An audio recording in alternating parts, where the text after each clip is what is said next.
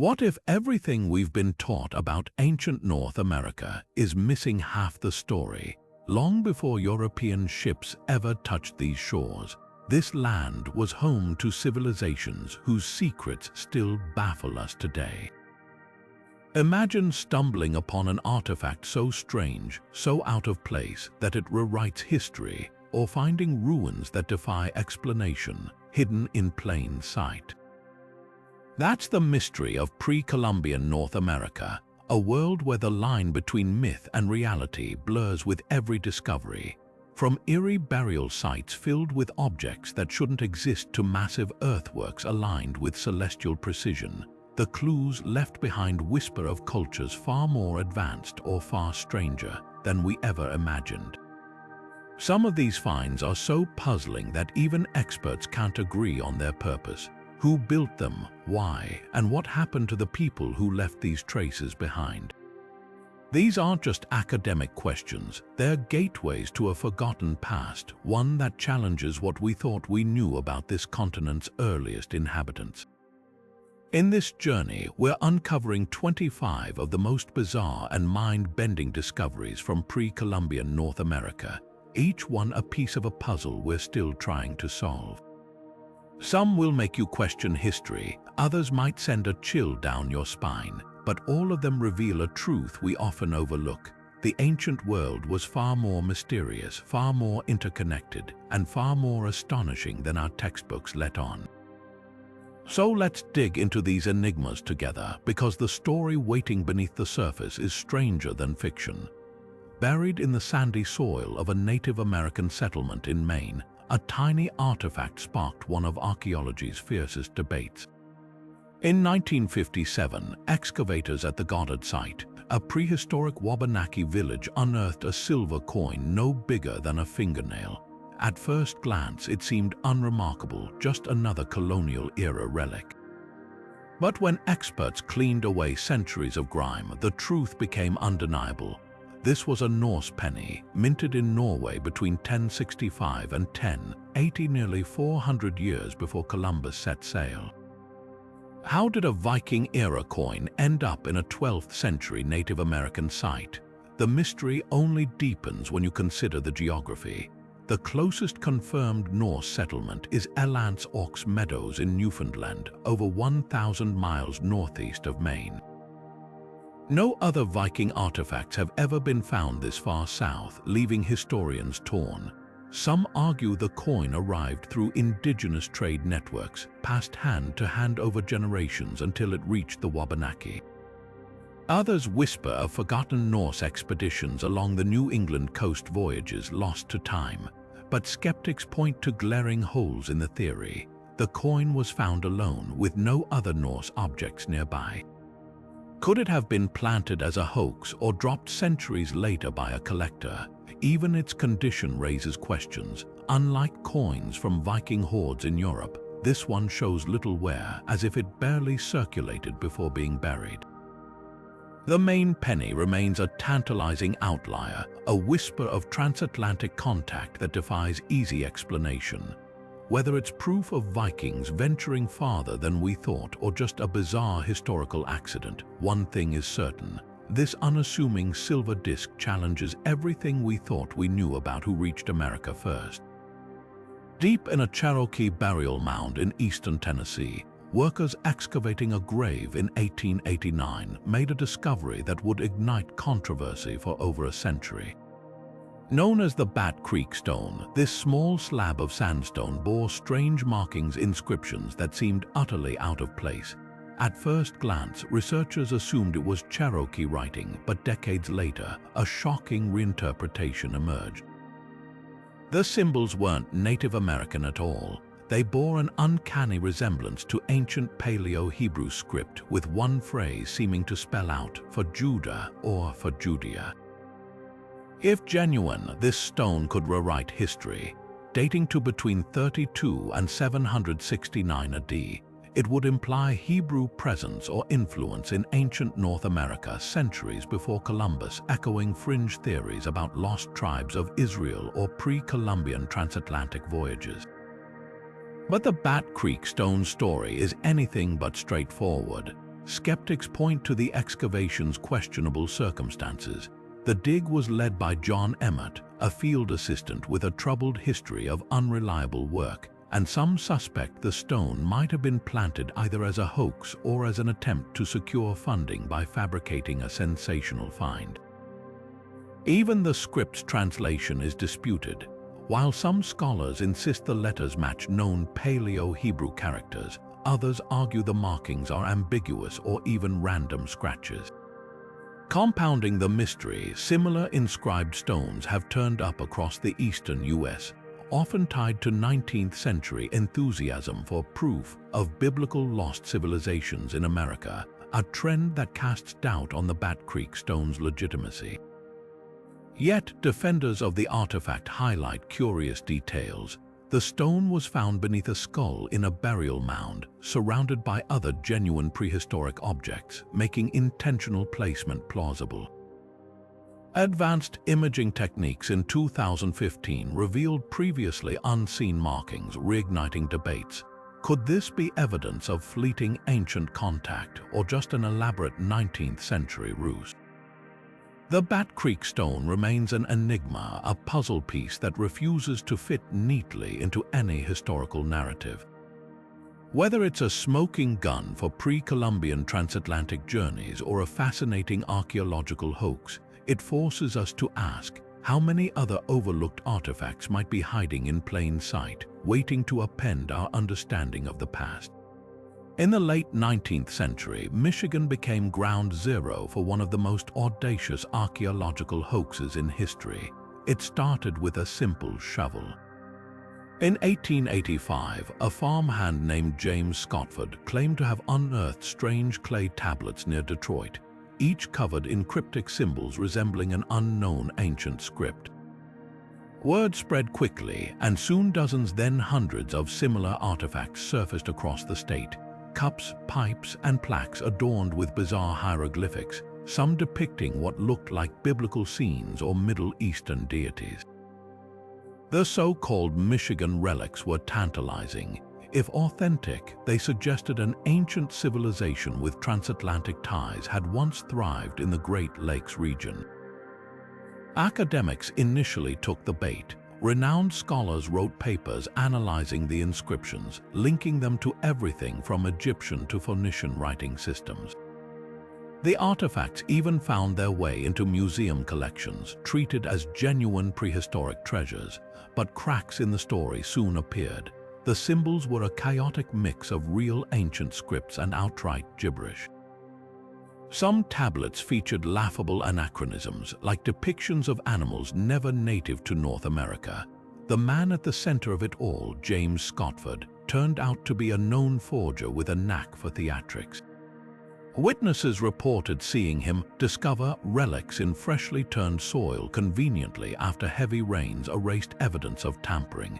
By the early 1900s, investigators exposed the entire scheme, proving the artifacts were modern creations. Yet the hoax left a lasting scar on archaeology. For decades, the Michigan Relics muddied legitimate research, fueling wild theories about lost civilizations. Today, they serve as a cautionary tale about the lengths people will go to reshape history and how easily even experts can be deceived when they want to believe. What's unsettling isn't just the scale of the forgery, but how desperately some wanted it to be real. Buried in the swampy soils of northeastern Louisiana lies one of North America's most perplexing ancient mysteries, Poverty Point. This sprawling 2,000-year-old earthwork complex, with its massive concentric ridges and towering mounds, hints at a sophisticated society. But among its most baffling features are the tens of thousands of small, fired clay objects littering the site, each one shaped like a tiny hourglass, sphere, or cylinder no larger than a golf ball. Archaeologists call them Poverty Point objects, and to this day, no one can say for certain what they were really for. The leading theory suggests these palm-sized clay pieces were used for cooking. When heated, they could retain and evenly distribute heat, an ancient version of oven stones. Experiments show that stacking them in earth ovens could bake food efficiently, possibly explaining why so many were found near hearths. But not all the evidence fits. Some objects show no signs of scorching, and their sheer numbers, over 200,000 excavated so far, seem excessive for just culinary use. That's where the theories diverge. Could they have been gaming pieces for rituals or social activities? Some bear intricate designs like cross-hatched patterns or dimples, hinting at symbolic meaning. Others propose they were trade tokens, standardized units exchanged across networks. Even more intriguing is their connection to the site's massive earthworks. The clay used to make them matches local soils, suggesting these objects weren't just practical tools. They might have been part of something larger, a cultural practice tied to the very construction of Poverty Point itself. What makes these artifacts so significant isn't just their mystery, but what they reveal about the people who made them. Creating thousands of identical clay objects implies a level of organization and shared knowledge rare for hunter-gatherer societies of that era. Were they teaching tools, ritual items, or something else entirely? Until new evidence emerges, these unassuming clay pieces remain silent witnesses to a culture whose secrets are still buried in the Louisiana mud.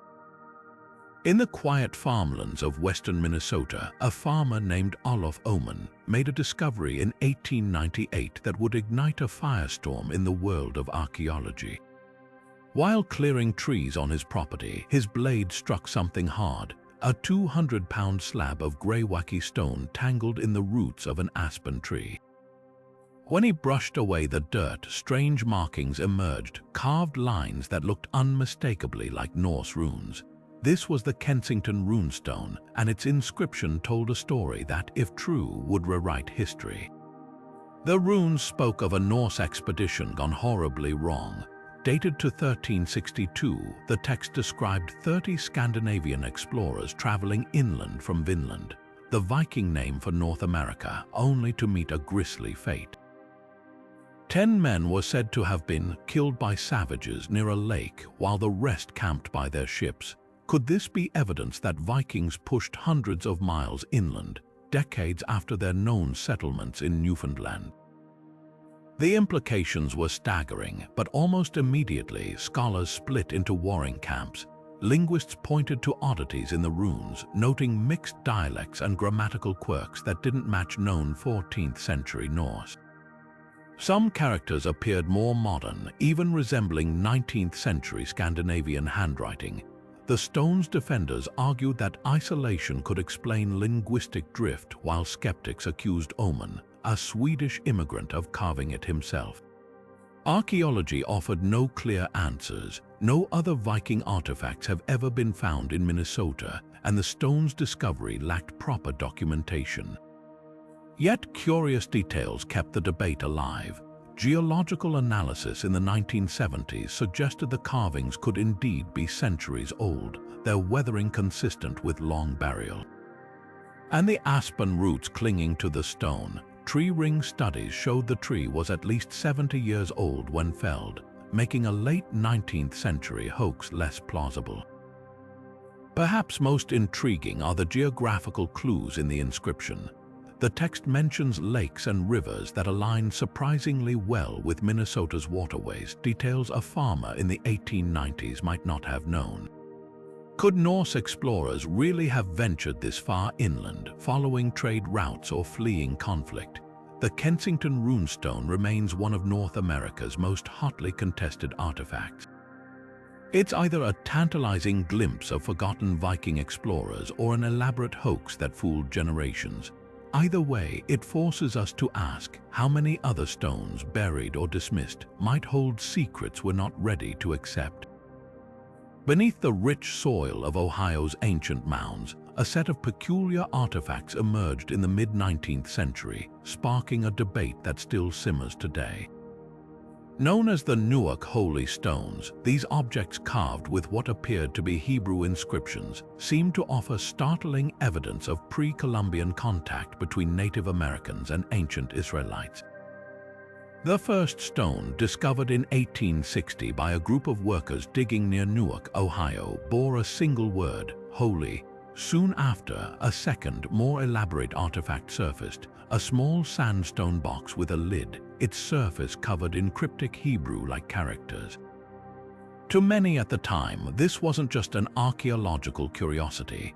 It was potential proof of the lost tribes of Israel theory, the idea that Native Americans were descended from biblical Hebrews who had crossed the Atlantic centuries before Columbus.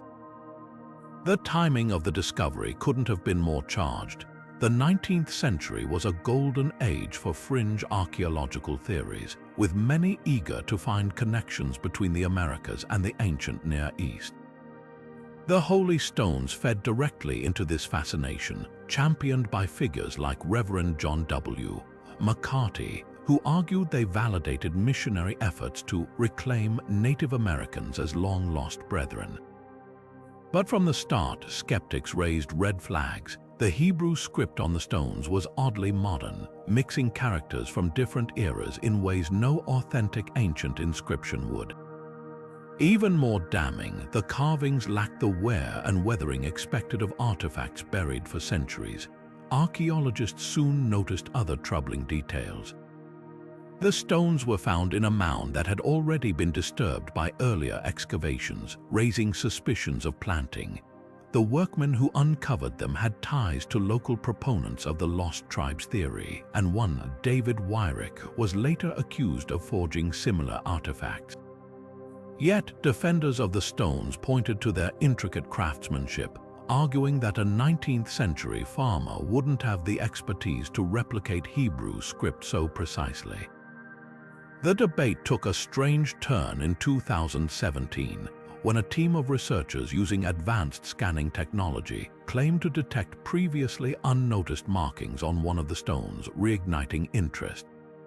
Could these artifacts be genuine if misinterpreted, or are they simply relics of a bygone era's obsession with bending history to fit belief? The Newark Holy Stones remain a Rorschach test of sorts, viewed either as proof of a forgotten chapter in human migration or as a cautionary tale about how easily we see what we want to see in the past. What makes them so compelling isn't just their mystery, but what they reveal about the human hunger for connection. Whether hoax or misunderstood relic, they force us to confront an uncomfortable question. How much of the evidence we cling to is shaped by the stories we're desperate to tell?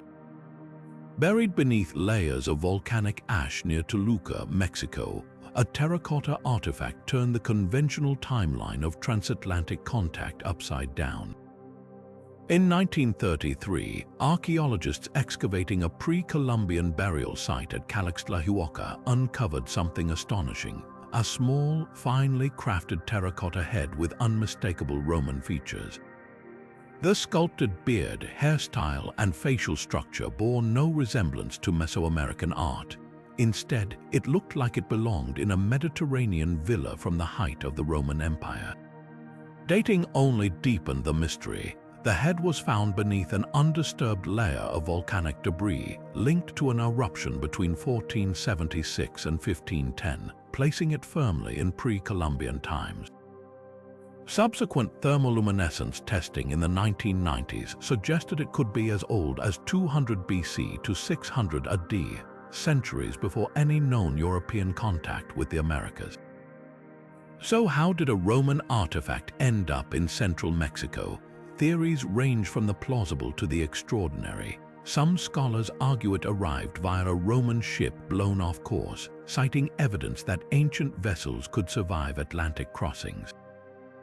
Others propose it traveled through indigenous trade networks over centuries, passed from hand to hand across unknown routes. Skeptics, however, point to the absence of any other Roman artifacts in the Americas and suggest the head might have been planted during colonial times or even during the excavation itself. One intriguing clue emerged decades after its discovery. The head style closely resembles Hellenistic Roman sculptures from the 2nd or 3rd century AD, particularly those from the Roman province of Syria. Could a ship from the eastern Mediterranean have drifted across the Atlantic, carrying a lone artifact that survived the ages? Or does the Calixtlahuoca head represent something even stranger, a fleeting moment of contact lost to history, leaving no trail but this solitary, haunting face? Absent further evidence, the head remains an enigma. It's either proof of an accidental voyage we've yet to fully understand, or a red herring that exposes how easily archaeology can be disrupted by chance and coincidence. Either way, this unassuming terracotta fragment challenges us to reconsider just how isolated the ancient world's civilizations really were. Along the muddy banks of the Taunton River in Massachusetts, a 40-ton boulder sits half-submerged in the water, its surface etched with mysterious symbols that have fueled debate for centuries. Known as Dighton Rock, this massive slab of sandstone is covered in intricate petroglyphs, spirals, stick figures, and geometric shapes worn smooth by time and tide. But the real mystery isn't just what's carved into the rock, it's who put them there and why. The first written record of the rock dates back to 1680, when English colonists noted its strange markings, but local Native American tribes had long considered it significant. Some archaeologists argue the carvings are the work of indigenous peoples, possibly the Wampanoag or Narragansett, with designs representing spiritual symbols or territorial markers. Yet others see something far more unexpected. In the 19th century, scholars claimed the inscriptions resembled Norse runes, suggesting Vikings might have left their mark during a forgotten expedition. Even more radical theories propose Phoenician or Portuguese origins, pointing to alleged similarities with ancient Mediterranean scripts. The rock's most famous interpretation came from 18th century scholar Ezra Stiles, who meticulously copied the carvings and declared them the work of a lost Viking expedition. Later, Danish historian Carl Christian Raffen argued the symbols spelled out Thorfinn and his companions in runes, linking it to the Norse explorer Thorfinn Karlsefni. But not everyone was convinced. Skeptics noted the carvings lacked the precise, angular lines of genuine runic writing, and some symbols seemed suspiciously modern. Modern technology has only deepened the enigma. Three-dimensional scans revealed previously unseen details, including faint lines that might represent boats or animals. Yet despite advanced analysis, no consensus has emerged.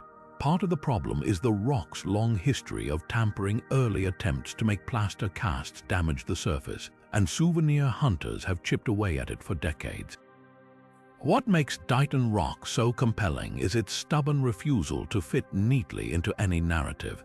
It's a palimpsest of human curiosity, with each generation projecting its own theories onto the stone. Whether it's an indigenous artifact, a Viking graffiti tag, or something else entirely, one thing is clear: this unassuming boulder holds secrets we may never fully unravel. And that's the allure of pre-Columbian mysteries. Sometimes the questions are far more fascinating than the answers. In the shadow of West Virginia's Grave Creek Mound, one of the largest conical burial mounds in North America, a tiny sandstone disk sparked a debate that still divides researchers. Discovered in 1838 during excavations of the ancient Adena culture site, the Grave Creek stone is no bigger than a silver dollar, but its surface is etched with 25 mysterious characters resembling nothing else found in pre-Columbian America. At first glance, the inscriptions look almost alphabetical, with curves and strokes that hint at a structured writing system. That's where the controversy begins. Early scholars were quick to propose radical origins. Some argued the markings resembled ancient Iberian or Libyan scripts, suggesting transatlantic contact with Mediterranean seafarers over 2,000 years ago. Others saw similarities to runic alphabets or even early Celtic writing.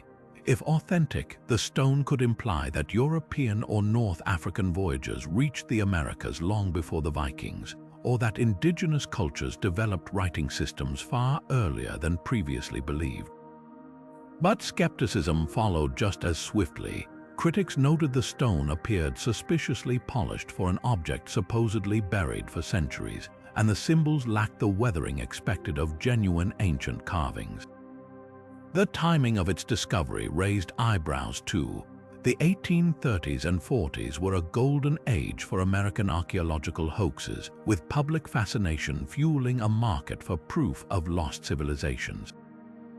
The Grave Creek stone's lone appearance, with no similar artifacts found in the mound or surrounding region, made it seem like an outlier.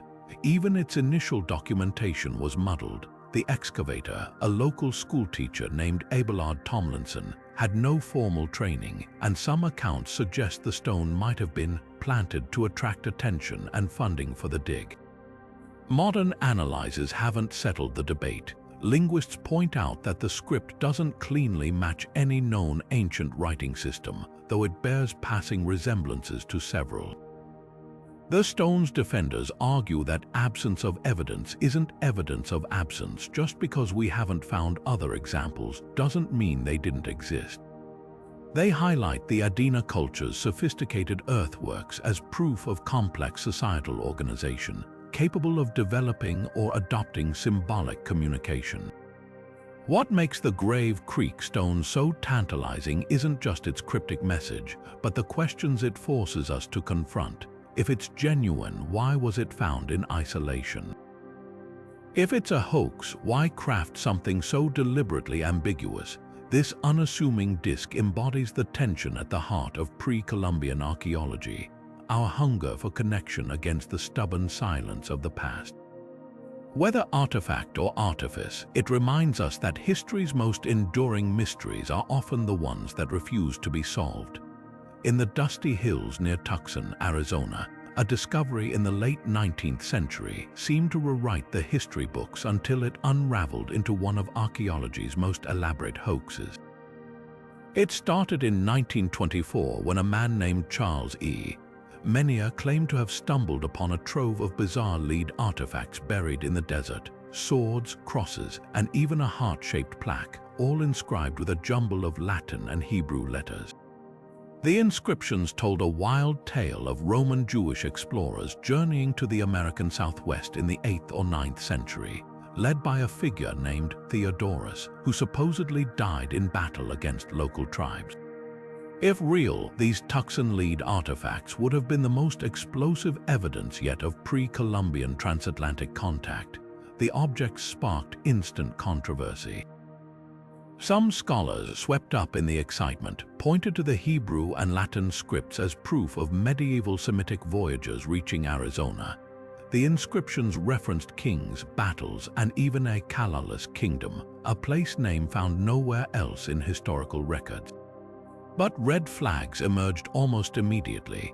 The Latin was riddled with grammatical errors, mixing medieval and classical forms in ways no authentic text would. The Hebrew, meanwhile, included anachronisms and odd spellings, like a clumsy attempt at mimicking ancient script without true fluency. Even the lead itself seemed suspicious. Testing revealed it bore traces of 19th century industrial impurities, not the metallurgical signatures of early medieval metalwork. Digging deeper, investigators uncovered a web of odd coincidences. Charles Mennier, the discoverer, had a brother-in-law, Thomas Bent, who was a known hobbyist with an interest in antiquities and a penchant for tall tales. The artifacts kept turning up in clusters, always conveniently just as skepticism began to grow. Most damning of all, the inscriptions referenced events and names that suspiciously mirrored popular 19th century theories about lost tribes of Israel in America, as if someone had cribbed from contemporary pseudo-history books. By the 1950s, the Tucson lead artifacts had been thoroughly debunked, yet their legacy lingers as a case study in how easily belief can outpace evidence. What's fascinating isn't just the audacity of the hoax, but why it briefly convinced so many. In an era hungry for proof of America's ancient connections to the Old World, these crude lead objects became a mirror, reflecting not the past but the wishful thinking of their time. They remind us that sometimes the most revealing artifacts aren't the ones that tell us about ancient civilizations, but the ones that show us how desperately we want the past to conform to our myths. The forests of eastern Oklahoma hide one of pre-Columbian America's most spectacular artistic enigmas, the Spiro Mound's copper plates. Unearthed in the 1930s from the burial chambers of this ancient Mississippian site, these ornate metalworks depict winged figures with haunting precision, their intricate designs etched in copper so thin it shimmers like gold. Some show humanoid beings with elaborate headdresses and outstretched wings, while others feature intricate geometric patterns or symbols resembling celestial bodies. But what makes these artifacts truly extraordinary isn't just their craftsmanship, it's the questions they raise about connections stretching across thousands of miles. The Spiro Mounds were once the heart of a powerful chiefdom, a hub in a vast trade network that stretched from the Great Lakes to the Gulf of Mexico. The copper itself likely came from the Great Lakes region, painstakingly transported southward, then transformed into these masterpieces by skilled artisans. But the designs tell a different story. The winged figures bear an uncanny resemblance to motifs found in Mesoamerica, particularly the birdman imagery of Cahokia and the feathered serpent deities of the Aztec and Maya. Were these similarities mere coincidence or evidence of cultural exchange spanning continents? Some scholars argue the plates reflect a shared cosmological vision, the idea that certain symbols, like winged beings representing the union of earth and sky, emerged independently across the Americas. Others point to tantalizing clues of direct contact. A handful of artifacts at Spiro, including shell engravings and pottery designs, mirror Mesoamerican styles so closely they hint at fleeting but meaningful interaction. Could traders, emissaries, or even captured artisans have carried these ideas northward? Yet the plates also guard their secrets fiercely. Unlike Mesoamerican art, which often includes clear narratives or hieroglyphic texts, the Spiro designs remain cryptic. Their purpose is just as mysterious. Found in elite burials, they may have symbolized spiritual authority or served as badges of rank. Some show wear patterns suggesting they were attached to clothing or headdresses, perhaps worn in ceremonies that connected the living with the supernatural. What lingers in the mind isn't just the artistry of these copper plates, but the stories they refuse to tell. They're fragments of a lost conversation between cultures, whispering of connections we're only beginning to glimpse. Whether through trade, migration, or shared dreams of the divine, the Spiro Mound's copper plates are a reminder that ancient America was never as isolated as we once believed, and that its greatest mysteries might lie in the spaces between civilizations. Hidden in the rugged desert terrain of New Mexico, a massive basalt boulder bears an inscription that shouldn't exist, yet there it is, weathered into the stone for anyone to see. Known as the Los Lunas Decalogue Stone, this 6-foot-tall rock is etched with what appears to be the Ten Commandments, written in an ancient form of Hebrew called Paleo-Hebrew script. The letters are clear enough that even those unfamiliar with the language can recognize their deliberate, angular strokes. But here's the catch: if genuine, this inscription would imply that speakers of ancient Hebrew not only reached the American Southwest but left behind a sacred text centuries before European contact. That's a claim so extraordinary it demands extraordinary evidence, and the debate over this stone has raged for decades. The inscription itself is the heart of the mystery. Paleo-Hebrew was used in the Levant around 3,000 years ago, long before it was replaced by the modern Hebrew alphabet. The Los Lunas script closely resembles known examples from that era, with characters like the distinctive Mem and Shin matching inscriptions found in Israel. Even more startling, the text isn't just random symbols, it's a coherent, albeit abbreviated, version of the Ten Commandments, complete with references to Yahweh and prohibitions against idolatry. How could such a specific religious text end up in the New Mexico desert? Supporters of the stone's authenticity point to its remote location and the depth of the carvings, which show signs of significant weathering. Some argue the patina, the natural coating that forms on rock surfaces over time, suggests the inscriptions could be centuries old. A few fringe theorists go further, claiming this is evidence of the lost tribes of Israel migrating to the Americas, as suggested in Mormon theology or older colonial-era myths. But skeptics counter with glaring inconsistencies. The Paleo-Hebrew script on the stone includes minor errors and oddities, like mixed letter forms that wouldn't appear together in genuine ancient inscriptions. Even more damning, the stone's first documented mention only dates back to the 1880s, when a local rancher claimed to have discovered it, though no earlier Native American or Spanish colonial accounts mention it. Dating the carvings has proven nearly impossible. Unlike organic materials, rock carvings can't be carbon dated, and attempts to analyze weathering patterns are complicated by New Mexico's harsh climate, where wind and sand can accelerate erosion in ways that mimic ancient wear. Some linguists argue the inscription's grammar and phrasing hint at a more modern origin, possibly the work of a 19th-century scholar or even a prankster familiar with biblical texts. Others note that the stone's location near an old trade route could explain how someone with knowledge of ancient scripts might have passed through and left their mark. What makes the Los Lunas Decalogue stone so compelling isn't just the question of its origin, but what it reveals about our relationship with the past.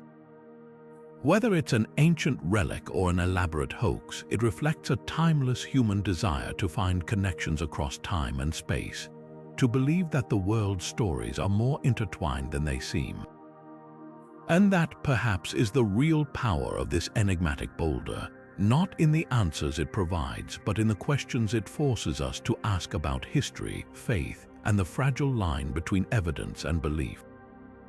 Scattered across the dense woods of New England, hidden beneath layers of moss and centuries of forgotten history, lie stone structures that refuse to surrender their secrets. These aren't your typical colonial-era root cellars or farmhouse foundations. They're intricate chambers built with massive, interlocking slabs, some with corbelled roofs that curve inward like the tombs of ancient Europe, others with narrow entrance tunnels aligned to celestial events. From Vermont's rugged hills to Connecticut's river valleys, over 200 of these enigmatic stone rooms have been documented, each one sparking the same heated debate: who built them and why. The most controversial theory points across the Atlantic. Some researchers argue these chambers bear an uncanny resemblance to Neolithic structures found in Ireland and Scotland. Think Newgrange or the Orkney Islands Brochs. The precision of the masonry, the astronomical alignments like Vermont's calendar Roman II chamber, where sunlight pierces the entrance precisely at the winter solstice, and even the occasional ogham-like markings on stones have fueled speculation about pre-Columbian Celtic or Norse builders. Could these be the work of transatlantic voyagers who left no other trace? Proponents of this idea point to the infamous Newport Tower in Rhode Island, long debated as a possible Norse or Templar relic as part of the same mystery. But archaeology tells a different story. Many of these chambers sit on 19th-century property lines, matching colonial deeds that list them as root cellars or ice houses. The stonework, while impressive, uses techniques known to early European settlers. Even the solstice alignments might be coincidence after all. A narrow tunnel facing any direction will catch sunlight dramatically at certain times of year. And then there's the inconvenient lack of artifacts. If these chambers were ancient, where are the tools, bones, or pottery fragments that should litter such sites? Yet some anomalies resist easy explanation.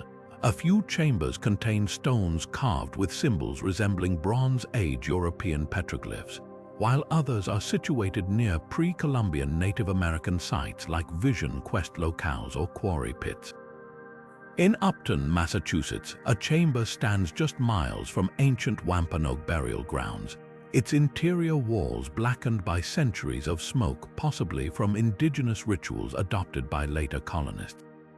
This blurring of cultural lines hints at a more complex truth, that some chambers might be colonial constructions built on sacred indigenous spaces, merging traditions in ways we're only beginning to understand.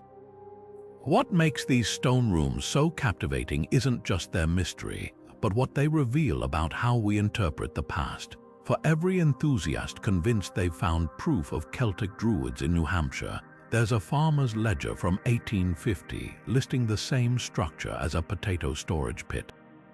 The truth likely lies somewhere in between a tapestry of practical colonial ingenuity, borrowed indigenous knowledge, and perhaps, just perhaps, fleeting moments of contact that left whispers in stone. Until someone uncovers a chamber with indisputable artifacts or inscriptions, these silent sentinels of the forest will keep their secrets close, reminding us that sometimes the most enduring monuments aren't those with clear answers, but those that keep us asking questions.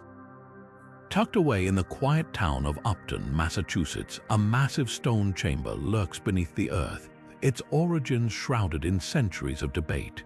The Upton Chamber isn't just another colonial-era root cellar. This beehive-shaped structure, built with precisely fitted stones and a narrow 19-foot passageway, aligns so perfectly with the summer solstice sunrise that sunlight pierces its dark interior like a laser. That's no accident, and it's why this site has become ground zero for one of pre-Columbian America's most heated archaeological mysteries. Was this chamber built by colonists, indigenous peoples, or someone else entirely? Walk inside, and the engineering alone raises eyebrows. The walls curve upward into a corbelled roof, a technique seen in ancient Irish and Scottish tombs, not typical New England farm storage.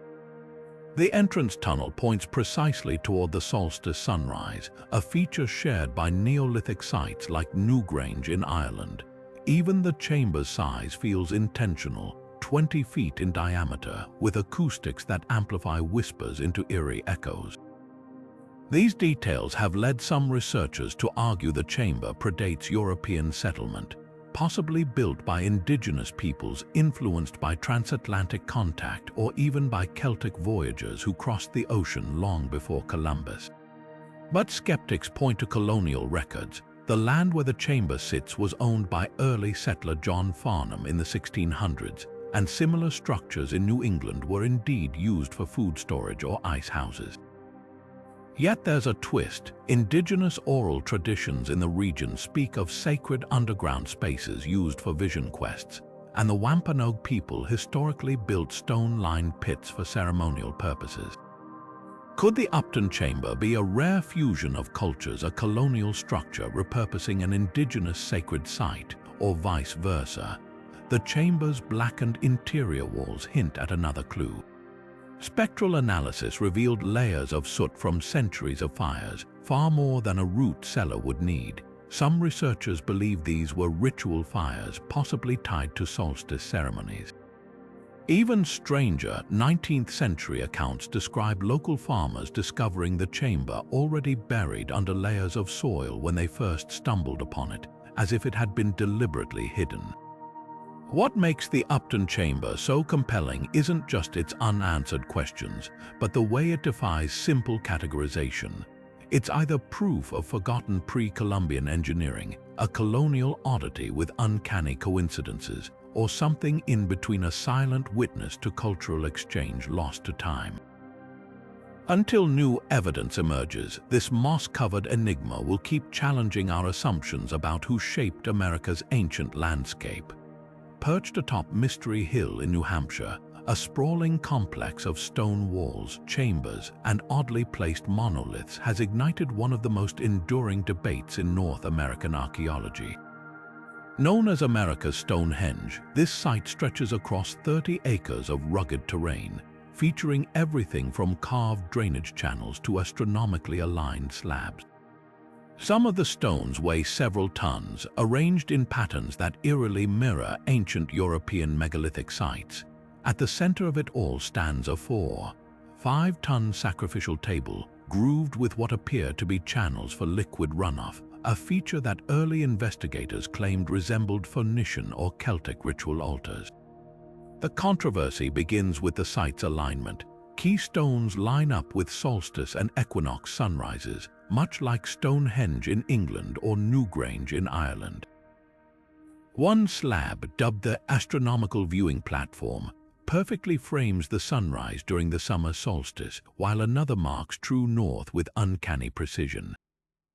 These details fueled speculation that the site was built by transatlantic voyagers, perhaps Phoenician traders or Celtic monks centuries before Columbus. Proponents of this theory point to inscriptions found on nearby stones, including what some believe to be Ogham, an ancient Irish script, though these interpretations remain hotly contested. But mainstream archaeology tells a very different story. Excavations in the 1950s uncovered colonial-era artifacts like nails, pottery shards, and even an old gun barrel buried within the stone structures. The site's most vocal skeptics argue it was simply the eccentric project of Jonathan Patty, a 19th-century farmer who allegedly built the walls and chambers as part of his homestead. The sacrificial table, likely a lye-leaching stone for soap making, a common feature on early American farms. Even the astronomical alignments might be coincidence, or the result of later modifications by enthusiasts eager to see ancient mysticism in colonial rubble. Yet some anomalies refuse to fit neatly into either narrative. Carbon dating of charcoal fragments found beneath one of the site's largest slabs suggests human activity there as early as 2000 BC, long before Patty's time, and even before many known indigenous settlements in the region. Then there's the matter of the stones themselves. Their placement and shaping show techniques unlike typical colonial masonry, with some fitted together without mortar in a style more reminiscent of pre-Columbian stonework.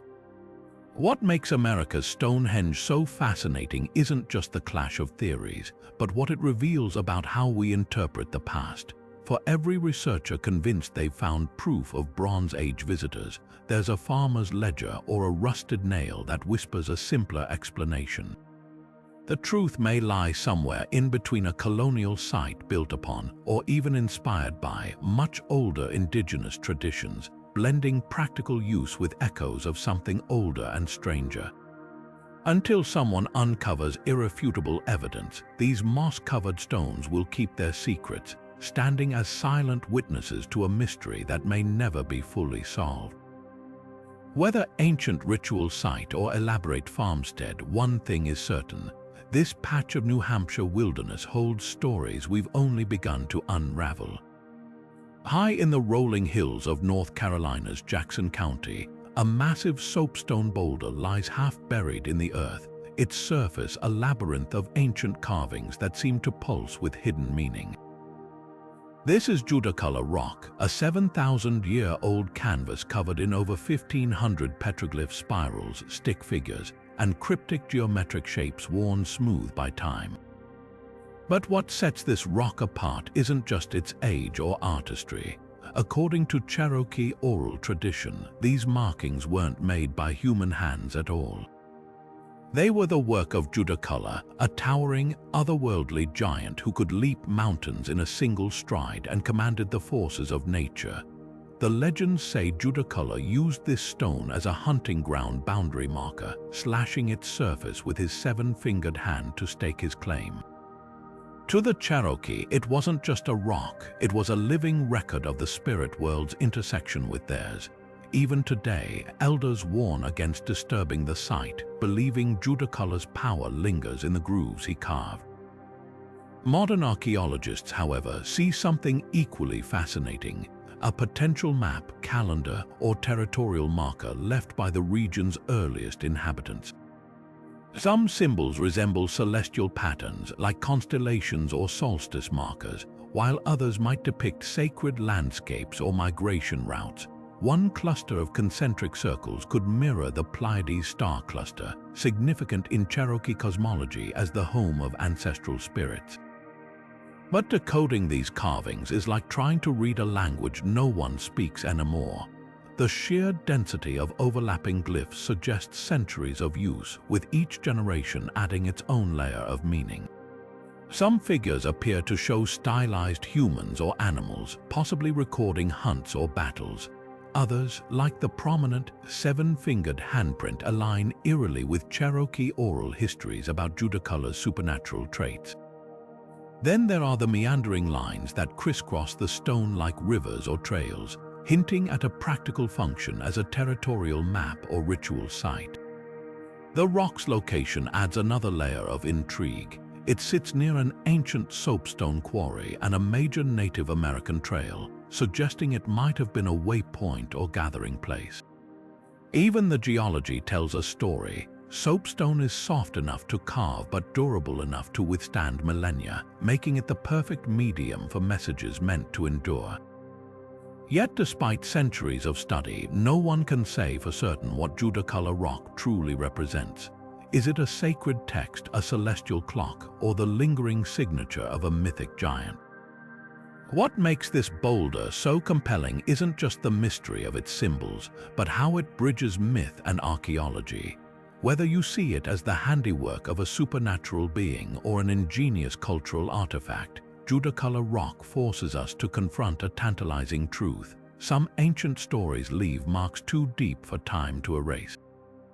And sometimes the most powerful histories aren't written in ink or parchment, they're etched in stone by hands we're still struggling to understand. Stretching across the sun-baked desert floor of California's Colorado River Valley, enormous figures etched into the earth loom like messages from another time. These are the Blythe intaglios, massive geoglyphs up to 170 feet long, depicting humans, animals, and geometric shapes so vast they're only fully visible from the air.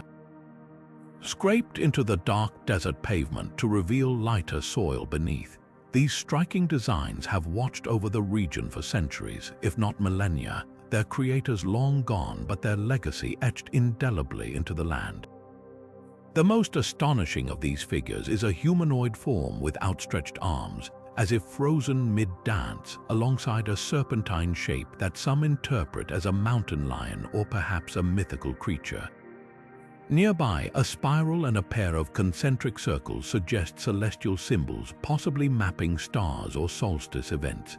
These aren't random scratches. The precision of their lines, the deliberate proportions, every curve speaks of intent, of a culture that saw the desert not as barren, but as a canvas for the sacred. Archaeologists attribute the intaglios to the Mojave and Quechan peoples, whose oral traditions hint at their purpose. Some elders describe them as ritual sites where ceremonies honored ancestors or invoked the supernatural. Others suggest they served as territorial markers or even maps, guiding travelers through the harsh landscape. What's undeniable is their resemblance to another world-famous set of geoglyphs, Peru's Nazca lines. Like their South American counterparts, the Blythe intaglios were crafted by removing surface rocks to expose contrasting soil beneath, a technique requiring not just artistry but an intimate knowledge of the desert skin. But why create art meant to be seen from above? Unlike the Nazca lines, which sprawl across vast plateaus, the Blythe figures are nestled in smaller valleys, visible from nearby hills but never designed for aerial viewing, at least not by human eyes. This has led to whispers of the supernatural. Some Mojave stories speak of sky spirits or ancestral beings who could soar above the earth, suggesting the geoglyphs were meant for otherworldly audiences.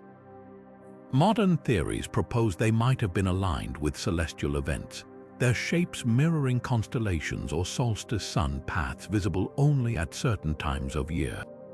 The mystery deepens when you consider the logistics. Creating these figures required not just labor, but coordination, teams of people working in unison to outline, scrape, and maintain the designs over generations. The Blythe intaglios weren't a one-time project, they were a living tradition, maintained and possibly expanded across centuries. Yet no tools or artifacts have been found nearby, leaving their exact age uncertain. Radiocarbon dating of nearby artifacts suggests they could be anywhere from 400 to 2,000 years old, a span that speaks to their enduring significance. What makes these desert giants so haunting isn't just their scale or artistry, but their fragility.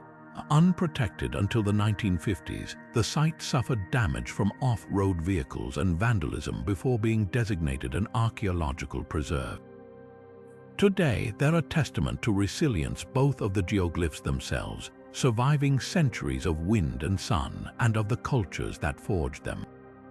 Whether ritual sites, celestial maps, or messages to the divine, the blithe intaglios remind us that the desert is anything but empty. It's a gallery of the ancient, a place where the ground itself tells stories we're still learning to read.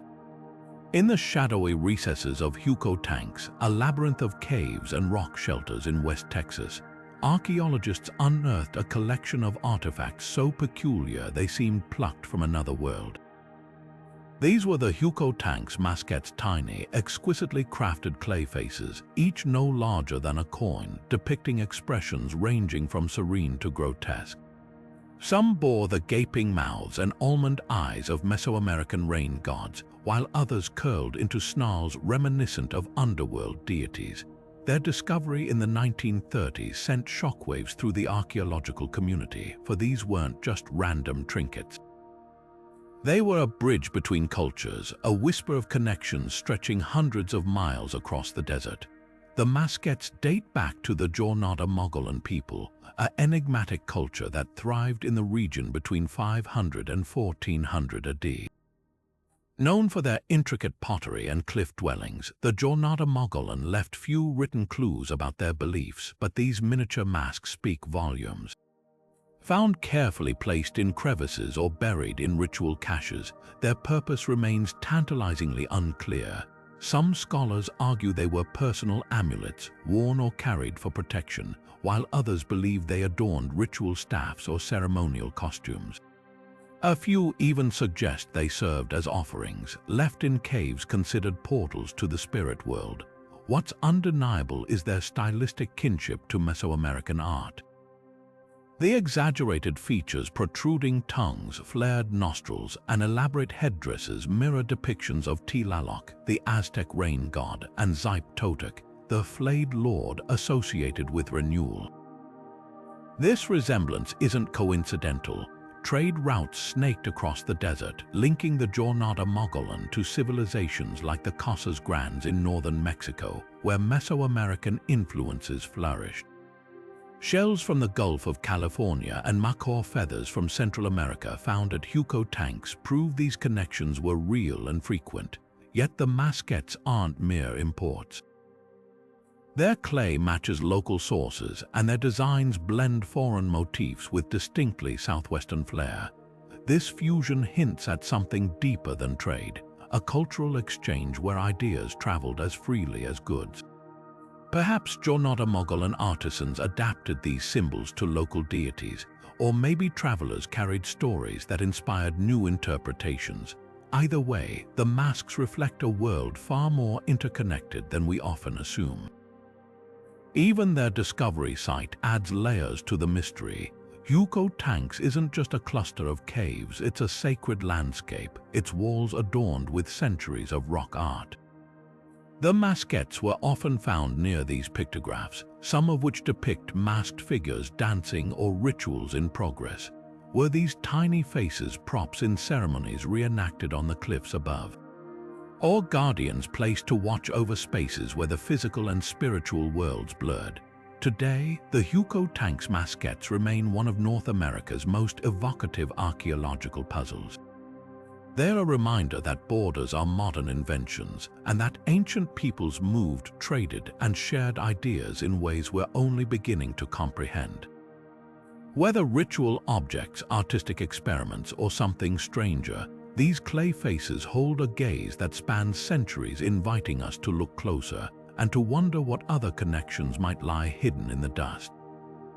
Carved from crystal so clear it seems to hold liquid light, the so-called ancient crystal skulls have long been darlings of fringe archaeology and Hollywood adventure movies. These eerie, life-sized quartz carvings, some with hollow eyes that seem to stare into your soul, were once touted as relics of lost Mesoamerican civilizations, even pre-Columbian North American cultures. Museums displayed them with reverence. Books claimed they held supernatural powers or encoded Atlantean wisdom. But beneath their glittering surface lies a truth far more fascinating than fiction. These skulls weren't crafted by ancient hands at all. They're products of 19th century European workshops, born from a mix of clever craftsmanship and colonial-era obsession with the exotic. The most famous of these fakes is the Mitchell Hedges skull, named after adventurer F. A. Mitchell Hedges, who claimed his daughter discovered it in a Mayan temple in Belize in the 1920s. With its detachable jaw and uncanny realism, it became the crown jewel of crystal skull lore until forensic analysis revealed the truth. Modern scanning technology showed telltale marks of rotary tools, impossible in pre-Columbian lapidary work where artisans used hand-powered drills and abrasives. Even more damning, the quartz itself was traced to Madagascar or Brazil, regions far beyond ancient Mesoamerican trade networks. Other skulls followed similar paths of debunking. The British Museum's specimen, once proudly displayed as Aztec, proved to be carved with 19th century jewelers' equipment. The Paris skull, another ancient star, showed polishing techniques unknown before the Industrial Revolution. By the 2000s, scientific consensus was clear.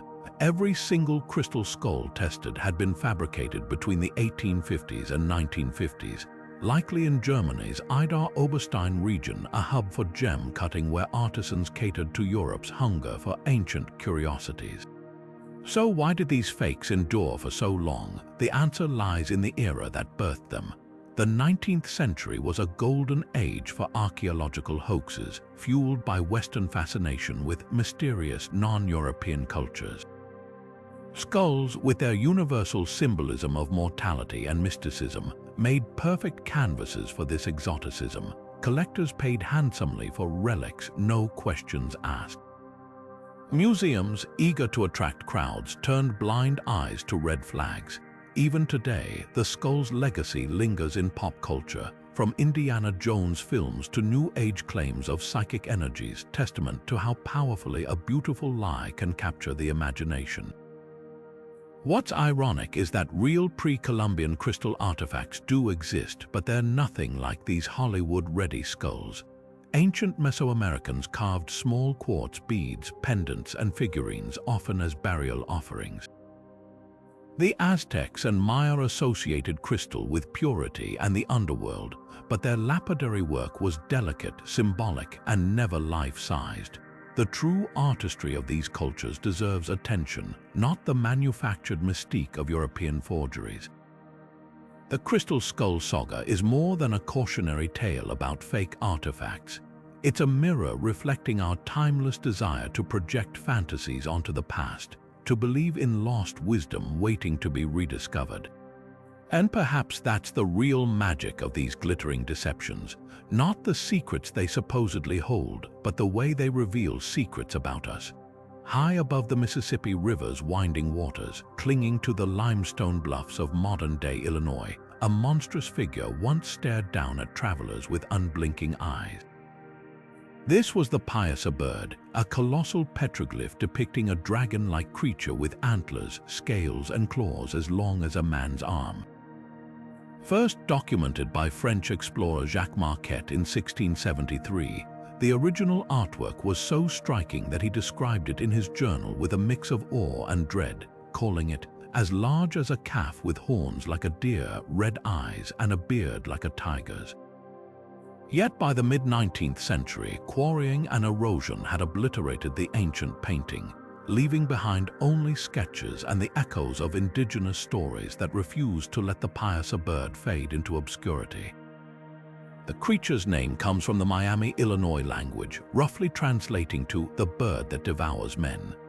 Oral traditions passed down among the Illiniwek and Ojibwe peoples describe it as a malevolent spirit that snatched victims from riverside villages, carrying them off to its cliffside lair. According to one legend, the Piasa bird met its end when a cunning chief lured it into a trap using his own body as bait, while warriors armed with poisoned arrows waited in ambush. The story isn't just a thrilling tale. It's a window into how indigenous cultures grappled with the dangers of their environment, transforming very real threats like flash floods or predatory animals into mythic narratives that carried warnings across generations. What makes the Payasa bird especially fascinating is its possible connection to a broader tradition of Mississippian iconography. Similar creatures appear on copper plates from Cahokia and shell engravings found across the southeast, often depicted with wings, serpentine bodies, and otherworldly features. Scholars debate whether these represent a shared mythological being, perhaps a sky spirit or underworld guardian, or if they're distinct entities that different cultures interpreted in their own ways. The Payasa's antlers, for instance, might symbolize a connection to the supernatural in one tradition, while in another they could denote status or lineage. Even the act of painting the creature on a cliff face may have held deeper meaning. In many indigenous cosmologies, high places were thresholds between worlds where spirits could cross into the human realm. Placing the Payasa bird there might have been a way to mark territory, warn outsiders, or even harness its power as a protective totem. Marquette noted that local tribes left offerings near the petroglyph, suggesting it was more than just art, it was a living part of their spiritual landscape. Today, a modern recreation of the Payasa bird overlooks the Mississippi near Alton, Illinois, but it's a pale shadow of the original. The true loss isn't just the pigment on rock, it's the untold layers of context, ceremony, and oral tradition that once surrounded it. Yet the stories persist, a testament to how myths can outlast even the stones they're painted on. Whether seen as a cautionary tale, a divine protector, or simply a masterpiece of ancient art, the Payasa bird remains a haunting reminder of the stories we tell to explain the unexplainable, and the creatures that linger at the edges of our collective memory. Dug from the rich soils of Cahokia, North America's greatest pre-Columbian city, a palm-sized slab of sandstone holds an image so striking it seems to pulse with ancient energy. This is the Cahokia Birdman tablet, etched with the figure of a humanoid being clad in feathered regalia, one hand gripping a ceremonial mace, the other clutching a severed head. His wings stretch wide, merging human and avian traits into something altogether otherworldly. But this isn't just art. It's a portal into the spiritual landscape of the Mississippian people, where the boundaries between earth and sky, life and death, blurred into sacred unity. The birdman's symbolism runs deep in Mississippian cosmology. Similar figures appear on copper plates from Spiro Mound and shell engravings found across the southeast, often linked to the Great Serpent or celestial phenomena. Scholars interpret him as a liminal being, a mediator between realms, capable of traversing the upper world, middle world, and underworld. The severed head in his grasp hints at themes of sacrifice and renewal, echoing rituals where power was thought to flow from the act of giving life back to the cosmos. At Cahokia, where towering mounds aligned with solstice sunrises and ceremonial games reenacted cosmic battles, the birdman may have embodied the spiritual authority of rulers or shamans who communed with forces beyond the mundane. What makes this tablet extraordinary isn't just its imagery, but where it was found. Unearthed near Mound 34, a site linked to elite burials and copper workshops, it suggests the birdman wasn't merely a mythic figure but a central player in lived rituals. Mississippian art rarely depicted violence gratuitously. Every stroke carried meaning. The mace might symbolize the morning star, a celestial body associated with war and resurrection in indigenous astronomy, while the feathers could denote ascent, the soul's journey, or a leader's divine mandate. Even the tablet's material speaks volumes. Sandstone, soft enough to carve yet durable, was likely chosen deliberately, perhaps for ritual reuse, where images were periodically renewed or ceremonially killed to release their power. Comparisons to Mesoamerican iconography add another layer of intrigue. The feathered serpent Quetzalcoatl and the avian deity Huitzilopochtli share traits with the birdman, from their hybrid forms to their ties to sovereignty and sacrifice. While direct contact remains unproven, the parallels suggest a shared cosmological vocabulary across the Americas, a way of envisioning the divine that transcended individual cultures. Yet the Cahokia birdman remains distinctly Mississippian, his symbolism rooted in the rhythms of the river valleys that birthed his civilization. The tablet's true power lies in its ambiguity. Is the birdman a protective spirit, a mythic ancestor, or a representation of the initiate's transformation during vision quests? The answer might be all three. In a world where the supernatural saturated daily life, such images were more than decoration, they were conduits. To hold this tablet, to trace its grooves with a fingertip, would have been to touch the numinous. Today, it challenges us to see Cahokia not as a collection of mounds and artifacts, but as a place where the sky itself was woven into the fabric of human existence, and where a figure with wings outstretched could bridge the gap between Earth and stars. Stretching over a quarter-mile along a ridge in southern Ohio, the Great Serpent Mound coils through the landscape like a frozen river of earth, its massive curves, spirals, and undulating body visible only from above. This colossal effigy mound, shaped with startling precision to resemble a serpent swallowing an egg or perhaps the cosmos itself, is one of North America's most breathtaking prehistoric monuments. But who built this earthen masterpiece, and what message were they trying to send across the centuries? The mound's sheer scale defies easy explanation.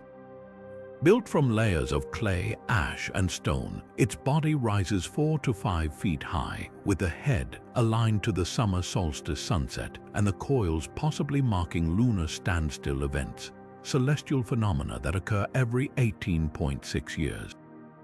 Some researchers argue this alignment isn't coincidence but proof the serpent functioned as a kind of astronomical clock, tracking seasons or even longer cosmic cycles. Others see deeper symbolism, the serpent as a near-universal emblem of renewal, its sinuous form mirroring rivers, the Milky Way, or the cyclical nature of life and death. Then there's the question of its creators. For decades, archaeologists attributed the mound to the Adena culture, which thrived in the region between 800 BC and 100 AD. But recent radiocarbon dating of soil samples suggests it might be younger, possibly built by the fort ancient people around 1100 AD, a staggering 7 centuries later. This gap complicates everything. If the fort ancient culture shaped the serpent, why does its style echo Adena art? Could it be a later civilization reworking an ancient sacred site, layering new meaning onto old bones of the land? The serpent's egg adds another layer of intrigue. Some interpret it as the sun, a symbol of the afterlife, or even a reference to the world egg motif found in creation myths worldwide. Local Shawnee traditions speak of a great horned serpent, a supernatural being linked to celestial events and sacred waters, strikingly similar to the mound's form. Could this earthen serpent be a physical manifestation of those stories, a place where myth and geography merged, yet not all theories lean toward the spiritual? Practical explanations exist too. The mound sits atop a meteorite impact crater, leading some to speculate its shape commemorates this cosmic event. Others propose it served as a territorial marker, its imposing silhouette warning outsiders away. The truth might be all these things at once, a site where astronomy, religion, and politics intertwined, its meaning shifting with each generation that tended it. What lingers in the mind isn't just the mystery of the serpent's purpose, but the sheer audacity of its construction. Moving thousands of tons of earth without beasts of burden or metal tools, aligning it to celestial movements with naked eye precision. These weren't just engineering feats, but acts of devotion, patience, and collective memory. Whether calendar, temple, or story written in soil, the Great Serpent Mound remains a whisper from a world where the land itself was alive with meaning, and where the line between earth and sky was something to be sculpted by human hands. Rising from the floodplains of central Arkansas, the Toltec Mounds stand as silent sentinels to a misunderstood chapter of pre-Columbian history. This sprawling complex of 18 earthen platforms, some reaching 40 feet high, was once the ceremonial heart of the Plum Bayou culture, a society that thrived here between 700 and 1000 AD. Yet its name tells a story of colonial confusion rather than indigenous truth. Early settlers, dazzled by the site's sophistication and convinced such engineering couldn't be Native American work, wrongly attributed it to the Toltecs of ancient Mexico. It was a misnomer that stuck, obscuring the real genius of the people who shaped this landscape. What makes Toltec mounds extraordinary isn't just its scale but its precision. The site's three largest mounds form a perfect isosceles triangle, with sides measuring exactly 300 feet, an alignment that suggests advanced knowledge of geometry and celestial patterns. The central mound, known as Mound A, towers over the others with a flat summit that may have hosted rituals or elite residences. Surrounding it, a sprawling plaza could have accommodated thousands during gatherings, while artifacts like prismatic blade knives and clay figurines hint at trade networks stretching from the Great Lakes to the Gulf Coast. Unlike the later Mississippian cultures that built for defense, the Plum Bayou people seemed focused on harmony with their environment. Their mounds follow the natural contours of the land, blending sacred architecture with the rhythms of the Arkansas River's flood cycles. The mistaken connection to the Mesoamerican Toltecs reveals more about 19th century biases than historical reality. Archaeologists of the era, steeped in myths like the lost tribes of Israel, often denied Native Americans credit for complex earthworks. Yet the truth is even more fascinating. While the Plum Bayou culture did share some traits with Mesoamerican societies like pyramid-shaped mounds and agricultural calendars, their achievements were distinctly their own. Recent excavations uncovered pits filled with ritualistically broken pottery, possibly used in feasts that reinforced community bonds. Other finds, like a cache of quartz crystals placed carefully at the base of Mound B, suggest spiritual practices tied to the Earth's energy. One of the site's most haunting mysteries is its abrupt abandonment around 1000 AD. Unlike Cahokia or other mound-building centers that show signs of conflict, Toltec mounds appear to have been peacefully vacated. Some theories point to environmental shifts, the Arkansas River changing course, or prolonged droughts disrupting agriculture. Others speculate the Plum Bayou people simply evolved, their traditions absorbed by neighboring cultures. What's undeniable is the legacy they left behind, a testament to ingenuity that thrived without metal tools, writing systems, or the wheel. Today, the Toltec mounds stand corrected but still misunderstood. Their true name, the Knapp Mounds, after the family that once owned the land, hasn't captured the public imagination like the erroneous Toltec label, yet perhaps that's fitting. In a way, the misnomer itself is a relic, a reminder of how easily history can be reshaped by the stories we choose to tell. And beneath those layers of mistaken identity, the mounds endure, whispering of a civilization that measured the stars, moved mountains of earth, and etched their mark on time not as Toltecs, but as something uniquely their own. Buried in the black muck of a Florida swamp for over 500 years, a 6-inch wooden feline figurine emerged in 1896 as one of the most exquisitely preserved artifacts of pre-Columbian North America, the Key Mako cat. Carved from dense hardwood with startling precision, this crouching figurine grips its tail with miniature paws, its almond-shaped eyes seeming to peer across centuries with an expression both serene and knowing. Discovered during a groundbreaking excavation led by anthropologist Frank Cushing in the mangrove estuaries of southwest Florida, this unassuming statuette became the crown jewel of a cache known as the Key Mako artifacts, a collection so well preserved by the oxygen-deprived swamp that even paint pigments and fiber cordage survived intact. What makes the Key Mako cat extraordinary isn't just its artistry, but the window it offers into the world of the Calusa people, a complex society that dominated Florida's coast for millennia.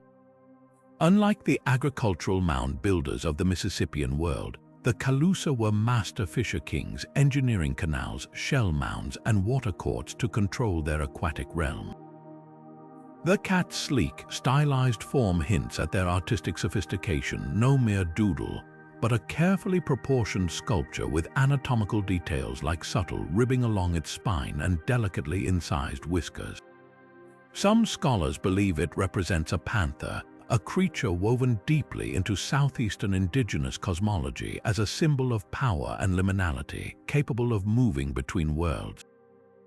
Others suggest it might depict an ocelot or jaguar, species not native to Florida but whose imagery could have traveled through trade networks from Mesoamerica. The context of its discovery deepens the intrigue. Found alongside ceremonial masks, painted wooden tablets, and shell tools in what was likely a ceremonial center, the cat may have been a ritual object or a marker of status. Calusa elites were known to wear carved wooden pendants, and the figurine's drilled holes suggest it could have been worn or displayed. Yet its possible spiritual role is even more tantalizing. In many indigenous southeastern belief systems, felines were mediators between realms, guides for shamans or protectors against malevolent forces. The cat's coiled posture, as if ready to spring, might symbolize transformation or vigilance, a sacred guardian frozen mid-motion. Equally fascinating is the swamp's role as a time capsule. The anaerobic conditions of the Marco Island site preserved not just wood but perishable materials like nets, gourds, and even human hair, a rarity in archaeology. This allowed researchers to reconstruct details of daily life with unparalleled clarity, from fishing techniques to ceremonial dress. The cat, however, stands apart. While utilitarian objects were found in abundance, few carvings matched its refinement, suggesting it held special significance. Modern analysis reveals even more secrets. Microscopic traces of red, white, and black pigment hint at its original vivid appearance, while tool marks on its surface suggest it was crafted with shark tooth blades or shell adzes techniques documented among the Calusa. Yet for all we've learned, the Key Marco cat retains an air of mystery. Was it a deity's effigy, a leader's talisman, or a storyteller's prop? Without written records, we're left to piece together its meaning from whispers in the archaeological record. Today, the figurine resides in the Smithsonian, a delicate survivor of time and tide. Its unblinking gaze challenges modern viewers to see beyond the stereotype of primitive pre-Columbian cultures, reminding us that artistry and spiritual depth flourished in places we least expect, even in the heart of a swamp. The Calusa may have vanished, their empire reclaimed by the sea, but in this tiny wooden cat, their legacy prowls on, silent and eternal. Beneath the rich soils of Ohio's ancient burial mounds, archaeologists unearthed artifacts so delicate they seem almost ethereal. Thin, shimmering sheets of mica, meticulously cut into the shapes of human hands, soaring birds, and intricate geometric patterns. These Hopewell mica cutouts, some dating back 2,000 years, are more than just stunning works of art. They're fragments of a lost ceremonial world, where light, symbol, and sacred geometry converged in ways we're only beginning to understand. The craftsmanship is astonishing. Using stone or bone tools, Hopewell artisans transformed brittle mica, a mineral that splits into translucent layers, into precise silhouettes, some as large as dinner plates. A single sheet might depict a spread-winged raptor mid-flight, its feathers suggested by subtle grooves, or a human hand with fingers outstretched as if reaching through time. The edges are so smooth, so deliberately shaped, that they hint at rituals where these objects weren't just displayed but activated, perhaps catching firelight or moonlight during ceremonies to cast flickering shadows on mound walls. But the real intrigue lies in where the mica came from. Geological testing reveals most of it originated from the Appalachian Mountains over 200 miles away. Some sheets, however, trace back even farther, to the Carolinas or the Ozarks, proof of the Hopewell's vast trade networks. This wasn't haphazard barter, it was a deliberate exchange system spanning half the continent. Copper from the Great Lakes, obsidian from Wyoming, shells from the Gulf Coast, all flowed into Hopewell lands, suggesting these cutouts were part of something grander. a ritual economy where materials carried spiritual weight as much as practical value. What were they used for? The best clues come from their burial contexts.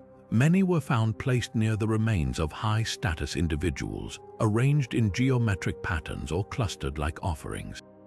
A few show signs of intentional breakage, possibly killed to release their power during funerary rites.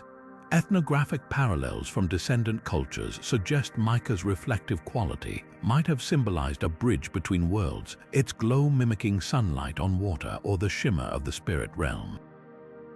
The hand-shaped cutouts could represent ancestral presence, while animal forms might invoke totemic guardians for the journey beyond. Even more enigmatic are the abstract designs. Some resemble cosmic maps, zigzags like lightning, spirals echoing celestial motion, hinting at a sophisticated understanding of astronomy. A few align with solstice events when positioned in mound alcoves, turning these burial sites into resonant chambers where light, mineral, and memory intertwined. The Hopewell left no written records, but their mica cutouts speak volumes. Each fragile silhouette is a testament to a culture that saw the sacred in the interplay of earth and sky, trade and ritual, the tangible and the ephemeral. To hold one today is to grasp a paradox, something so delicate, yet forged by a civilization whose influence stretched across mountains and millennia. From Norse coins in Maine to Hebrew-inscribed stones in Tennessee, from desert giants in California to copper-winged deities in Oklahoma, these 25 discoveries don't just challenge our textbooks, they shatter the very framework of how we imagine pre-Columbian North America. What's extraordinary isn't just the artifacts themselves, but the stories they refuse to tell neatly. Each one sits at the crossroads of myth, hoax, and history, daring us to reconsider what we think we know. Take the Maine Penny, a solitary Viking-era coin that hints at transatlantic trade networks long before Columbus, or the Bat Creek stone with its Paleo-Hebrew script that could rewrite migration timelines. Then there are the earthworks, Poverty Point's enigmatic clay balls, the Great Serpent Mound's celestial alignments, and the sprawling precision of Toltec mounds. These aren't just piles of dirt, they're proof of mathematical and astronomical sophistication that rivals the pyramids. And yet, for every genuine marvel like Spiro's copper plates or the Key Marco cat, there's a cautionary tale, the Michigan Relics, the Tucson lead artifacts reminding us how easily hope can twist into deception. What ties these discoveries together isn't just their mystery, but what they reveal about human ingenuity. Whether carved, forged, or woven into the land itself, these objects speak of cultures that observed the stars, traded across continents, and grappled with the divine in ways we're only beginning to decode. They force us to confront the limits of archaeology, a discipline where dirt and doubt share equal weight, and where a single artifact can upend centuries of assumptions. So where does that leave us? With more questions than answers, and that's the thrill of it. Maybe the Kensington Runestone really is a Viking's last message, or maybe it's a farmer's clever hoax. Perhaps the Los Lunas Decalogue stone is evidence of ancient Semitic voyages, or just a 19th century oddity. The ambiguity is the point. These discoveries don't exist to give us neat endings. They're here to remind us that history is messy, alive, and far stranger than we've been taught. Now we want to hear from you. Which of these 25 discoveries left you questioning everything? Do you think we've missed a key piece of the puzzle? Drop your theories, favorites, or even your wildest speculations in the comments below, because the conversation about pre-Columbian America isn't confined to textbooks or museums. It's happening right here, right now, with every new clue we unearth together. And who knows, the next great discovery might just begin with a comment, a curiosity, and the courage to ask, what if?